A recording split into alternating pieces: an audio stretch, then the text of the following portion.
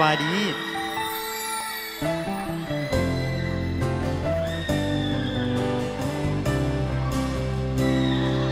ผ่านมานานเท่าใดหัวใจยังจำเก็บถ้อยคำดีๆเอาไว้บอกเคยลืม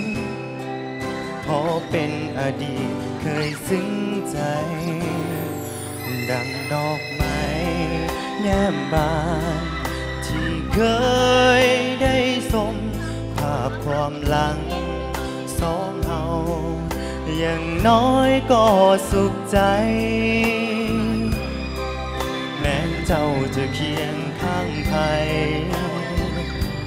ในความจริงเพราะเจ้านั้นเป็นหักแท้จึงบอกแปลกใจคิดว่าพี่ไผคงเป็นเหมือนกันความรักความซึ้งเคยผูกพันข้ามพ้นคืนเดือนเดือนวันแต่ในความฝันนั้นมีดวงใจในวันนี้